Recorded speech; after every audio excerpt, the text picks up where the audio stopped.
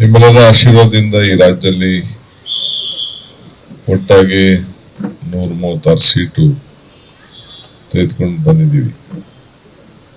ಇವೆಲ್ಲ ಸಹಕಾರ ಕೊಟ್ಟದಕ್ಕೆ ಈ ನಂಬರ್ ಬಂತು. ಅನೇಕ ಸೀಟ್ಗಳು ಕೂಡ ಅಸೆಂಬ್ಲಿಲಿ ಕೊಟ್ಟಿದ್ದು, ಕೆಲವರು ಗೆದ್ದರು, ಕೆಲವರು ಗೆಲ್ಲಿಲ್ಲ. ಸೊ ನಮ್ಮ ಏನು ಕ್ಯಾಬಿನೆಟ್ ತೀರ್ಮಾನ ಏನ್ ನಡೀತು, ಇದು ನಮ್ಮ ಪಕ್ಷದ ವರಿಷ್ಠ ತೀರ್ಮಾನ ಮಾಡಿದಂತ ವಿಚಾರ. ನಾನು ಕೂಡ ನಮ್ಮ ಪಕ್ಷ ಅಧಿಕಾರಕ್ಕೆ ಬಂದ ಮೇಲೆ ನನ್ನೇ ಮುಖ್ಯಮಂತ್ರಿ ಮಾಡ್ತೀನಿ ಅಂತೇಳಿ ನಿರೀಕ್ಷೆ ಮಾಡ್ಕೊಂಡಿದ್ದೇನೆ. ಆದ್ರೆ ಪಕ್ಷ ಹೇಳ್ತು, ಇಲ್ಲ ಸಿದ್ದರಾಮಯ್ಯನವ್ರಿಗೂ ಒಂದು ಅವಕಾಶ ಮಾಡ್ಕೊಡೋಣ, ಇಬ್ರು ಶೇರ್ ಮಾಡ್ಕೊಳ್ಳಿ ಅಂತೇಳಿ ನನಗೆ ಮಾರ್ಗದರ್ಶನ ಕೊಟ್ಟರು. ಈ ಗುಟ್ಟು ಕೆಲವ್ರ ಹತ್ರ ಬಿಟ್ರೆ ಎಲ್ಲ ಯಾರ ಜನ ಇರ್ಲಿಲ್ಲ. ಈ ಗುಟ್ಟು ಬರೀ ನಾವು 3-4 ಜನದ ಹತ್ರ ಮಾತ್ರ ಇತ್ತು. ಅದಾದ್ಮೇಲೆ ಪಕ್ಷ ತೀರ್ಮಾನವನ್ನ ಮಾಡಿ ನನಗೆ ಇವತ್ತು ಈ ಸ್ಥಾನದಲ್ಲಿ ಕುಣಿಸಿದ್ದಾರೆ. ನಾನು ಎಲ್ಲಾ ಜಾತಿ ಎಲ್ಲಾ ಧರ್ಮದವನ್ನು ಒಟ್ಟಿಗೆ ತೆಗೆದುಕೊಳ್ಬೇಕಾದ್ದು ನಮ್ಮ ಧರ್ಮ. ಮೂಲ ನಮ್ಗೆ ಸಂವಿಧಾನದ ಮೇಲೆ ನಾವೆಲ್ಲ ನಡ್ಕೊಳ್ತಾ ಇದ್ದೀವಿ.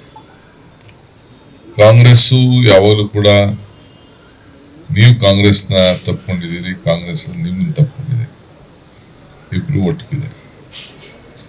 ಸಲೀಂ ರವರು, ನಾನು ಸಲೀಂ ರವರಿಗೆ ಒಳ್ಳೇದಾಗಬೇಕು ಅಂತೇಳಿ ತಾವೆಲ್ಲ ಬಂದಿದ್ದೀರಿ. ನೀವು ಸಲೀಂ ಕೇಳಿ ನೋಡಿ. ವಿನಯ್ ಕುಮಾರ್ ಸುರ್ಕೆ, ನಾವೆಲ್ಲ ವಿದ್ಯಾರ್ಥಿ ನಾಯಕರಾಗಿದ್ದೆವು. ಸಲೀಂ ಅಹಮದ್ ಕೂಡ ನಮ್ಮ ಜೊತೆ ಸ್ಟೂಡೆಂಟ್ ಎಲೆಕ್ಷನ್ ಶೇಷಾಪುರ ಇದ್ದ, ನಾನು SRC ಕಾಲೇಜಲ್ಲಿದ್ದೆ. ನಾವೆಲ್ಲ ಒಟ್ಟಿಗೆ ರಾಜಕಾರಣ ಮಾಡ್ತಿದ್ದೆ. ನನ್ನ ಜೊತೆ ವರ್ಕಿಂಗ್ ಪ್ರೆಸಿಡೆಂಟ್ ಆಗಿ ಕೆಲಸ ಮಾಡ್ತಿದ್ದೆ. ಇಡೀ ದೊಡ್ಡ ವಿರೋಧ ಇತ್ತು ಅವ್ರಿಗೆ MSc ಮಾಡಬಾರ್ದು ಅಂತ. ನಾನೇ, ಯಾಕೆಂದ್ರೆ 2 ಬಾರಿ ಕರ್ಕೊಂಡೋಗಿ ನಮ್ಮ ಲೀಡರ್ಗಳು ಅಲ್ಲಿ ನಿಲ್ಸಿದ್ರು. ಅದೇ ಬೆಂಗಳೂರಲ್ಲಿ ಇದ್ದಿದ್ರೆ ಯಾವತ್ತೋ ಲೋಕಸಭೆಗೆ ಹೋಗ್ತಿದ್ದ ಆತ, ಲೋಕಸಭೆಗೆ ಹೋಗ್ತಿದ್ದ. ಬೆಂಗಳೂರು ಸಿಟಿ ಕಾನ್ಸಂಟ್ರೇಟ್ ಮಾಡಿದ್ರೆ ಹೋಗುವಂತ ಎಲ್ಲ ಅವಕಾಶಗಳು ಕೂಡ ಇತ್ತು. ಕಾರಣ ಅಂತಿದ್ರೆ ಅದು ಆಗ್ಲಿಲ್ಲ. ಸೊ ಅಲ್ಲಿ ಸೋತಿ ವಾಪಸ್ಸು ವೇಕೆನ್ಸಿ ಇತ್ತು. ನ್ಯಾಷನಲ್ ಲೆವೆಲಲ್ಲೂ ಹೋಗೋ ಅವಕಾಶ ಇತ್ತು. ನ್ಯಾಷನಲ್ ಲೆವೆಲ್ ಕೂಡ ಬೆಳೆದ. ಬೇಕಾದಷ್ಟು ಹಿಂದೆ ಕೃಷ್ಣ ಕಾಲದಲ್ಲಿ ಮಂತ್ರಿ ಆಗಬೇಕು ಅಂತ ಪ್ರಯತ್ನ ಪಟ್ಟಾಗ ನಾವು ಚೀಫ್ ವಿಪ್ ಕೂಡ ಅವತ್ತಿನ ಕಾಲದಲ್ಲಿ ನಾನೇ ಮಾಡಿಸಿದ್ದೆ ಚೀಫ್ ವಿಪ್. ಈಗ ಕೂಡ ನಮ್ಮ ಸರ್ಕಾರದಲ್ಲಿ ಚೀಫ್ ವಿಪ್ ಅನ್ನ ಅದು ಮಂತ್ರಿ ಸ್ಥಾನ ಮಟ್ಟದ ಮಾಡಿದ್ರೆ ನಾವು ಡ್ಯೂಟಿಯನ್ನು ಮಾಡ್ತಾ ಇದ್ದಾರೆ. ನಮ್ಮ ಜೊತೆ ಸಹಕಾರ ಕೂಡ ಕೊಟ್ಟಿದ್ದಾರೆ. ಈ ಕ್ಯಾಬಿನೆಟ್ ತೀರ್ಮಾನ ಮಾಡೋದೆಲ್ಲ ಸೆಂಟ್ರಲ್ ನಮ್ಮ ಪಾರ್ಟಿಯವರು. ನಾನು ಸುಮ್ಮನೆ ಒಂದು ಚೀಟಿ ಕೊಡ್ತಾರೆ, ಆ ಚೀಟಿನ ಇಂಪ್ಲಿಮೆಂಟ್ ಮಾಡತ್ತದು. ಆದರೆ ನಿಮ್ಮ ವಿಚಾರ ಏನಿದೆ ಖಂಡಿತ ನಾನು ತಿಳಿಸ್ತೀನಿ. ಡೆಲ್ಲಿಯವರು ಕೂಡ ಅವರ ಮೊನ್ನೆ ಕ್ರೈಸಿಸ್ ಅಲ್ಲಿ ಅವರು ರಿಜ್ವಾನ್ ಅವರೆಲ್ಲ ಸೇರಿ ಕೆಲಸ ಮಾಡಿದ್ದಾರೆ. ನೀವೆಲ್ಲ ಬಂದಿದ್ರಿ, ನೀವೆಲ್ಲ ಬಂದು ಮಾಡಿ, ನೀವೆಲ್ಲ ನಿಂತ್ಕೊಂಡು ಸಹಕಾರ ಮಾಡಿದ್ರಿ. ಏನು ಹೆಚ್ಚು ಕಮ್ಮಿ ಆಯ್ತು, ಚರ್ಚೆ ಆಯ್ತು, ಅದೆಲ್ಲ ಈಗ ನಾನು ಚರ್ಚೆ ಮಾಡೋಕ್ಕೆ ಓಕೆ ನಾನು ತಯಾರಿಲ್ಲ. ನಾನು ರೆಹಮಾನ್ ಖಾನ್ ಮಗನ್ನ ರಾಜ್ಯಸಭೆಗೆ ನಿಲ್ಲಿಸಿದ್ದೆ ವಸತಿ. ಎಲ್ಲ ನಗ್ತಿದ್ರು. ಅವ್ನಿಗೆ ಹೇಳ್ದೆ, ನೀನು ನನ್ನ ಮಾತು ಕೇಳಿ, ನೀನು ಯಾರ ಮಾತು ಕೇಳಕ್ ಹೋಗ್ಬೇಡ, ನೀನು ಸುಮ್ಮನೆ ನನ್ನ ಮಾತು ಕೇಳಿ ನಿಲ್ಲದ್ ಕಲಿ, ನೀನು ಗೆಲುವು ಸೋಲು ಬೇರೆ ವಿಚಾರ ಅಂಥೇಳಿ ರೆಹಮಾನ್ ಖಾನ್ ಮಗನಿಗೆ ರಾಜ್ಯಸಭೆಗೆ ನಿಲ್ಲಿಸಿದ್ದೆ. ನೀನು ಓಟ್ ಇಲ್ಲ ಅನ್ನೋದು ತಿಳ್ಕೊಳ್ಬೇಡ, ನಿನ್ಗೊಂದು ಗೌರವ ಇರಬೇಕು, ಪಕ್ಷ ನಿನ್ನನ್ನು ಗುರುಸ್ತಾ ಇದೆ ಅಂತ ನೀನು ತಿಳ್ಕೊ. ಕೆಲವೆಲ್ಲ ಅವನಿಗೆ ಟೀಕೆ ಮಾಡಿದ್ರು, ಡಿಸ್ಕರೇಜ್ ಮಾಡಿದ್ರು.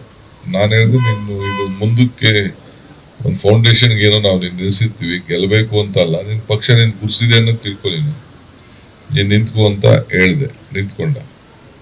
ಇವತ್ತು ಆಟೋಮೆಟಿಕ್ ಆಗಿ ನಾವೆಲ್ಲ ಸಿದ್ದರಾಮಯ್ಯವ್ರಿಗೆ ಆಫರ್ ಮಾಡಿದ್ವು, ರಾಜ್ಯಸಭೆಗೆ ನೀವು ನಿಂತ್ಕೋಬೇಕು ಅಂತೇಳಿ ನಾವು ಆಫರ್ ಮಾಡಿದ್ವಿ. ಅವ್ರು ಬೇಡ ಅಂತ ಹೇಳಿದ ಕೊನೆಗೆ ನಾವೆಲ್ಲ ಕೂತ್ಕೊಂಡು, ನಾನು ಸಿದ್ದರಾಮಯ್ಯನವರು ಹೈಕಮಾಂಡ್ ಎಲ್ಲ ಸೇರಿ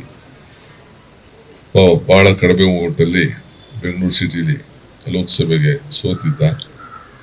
ತಿರ್ಗಿ ಇವತ್ತು ನಾವು ಅವ್ರಿಗೆ ರಾಜ್ಯಸಭೆಗೆ ಒಂದು ಅವಕಾಶನ ಮಾಡಿಕೊಟ್ಟಿದ್ವಿ. Very youngster, very prominent youngster. ಹಂಗೆ ಸೊ ಎಲ್ಲ ಸಂದರ್ಭದಲ್ಲೂ ಕೂಡ ನಾವು ಮೈನಾರಿಟೀಸ್ಗೆ ಒಂದೊಂದು ಸೀಟನ್ನು ಮಾಡ್ಕೊಂಡು ಬರ್ತಾ ಇದ್ವಿ. ಅಲ್ಲೂ ಕೂಡ ದಾವಣಗೆರೆಯಲ್ಲಿ ನಾನು ಮಲ್ಲಿಕಾರ್ಜುನ್ ನಾವಿಬ್ರು ಮಾತಾಡ್ಕೊಂಡಿದ್ದು, ಆತ ಕೂಡ ಒಂದು ಸ್ಟೇಜಲ್ಲಿ ಒಪ್ಕೊಂಡಿದ್ದ. ಬಟ್ ಕೆಲವು ಕ್ಯಾಂಡಿಡೇಟ್ಸ್ ವಿಚಾರದಲ್ಲಿ ಸ್ವಲ್ಪ ಸಮಸ್ಯೆ ಆಯ್ತು. ನಿರ್ಭೀತ, ನಿಷ್ಪಕ್ಷಪಾತ, ವಿಶ್ವಾಸಾರ್ಹ ಸುದ್ದಿಗಳಿಗೆ ಮತ್ತೊಂದು ಹೆಸರಾಗಿರುವ News18 ಕನ್ನಡ ಈಗ ಆಪ್ನಲ್ಲೂ ಲಭ್ಯವಿದೆ. ದಯವಿಟ್ಟು ಇಲ್ಲಿರುವ QR ಕೋಡ್ ಅನ್ನು ಸ್ಕ್ಯಾನ್ ಮಾಡಿಕೊಂಡು ಆಪ್ ಡೌನ್ಲೋಡ್ ಮಾಡೋದಕ್ಕೆ ಮರಿಬೇಡಿ. ನಿಮ್ಮ ಬೆಂಬಲ ಹೀಗೆ ಸದಾ ನಮ್ಮೊಂದಿಗಿರಲಿ. ಧನ್ಯವಾದ.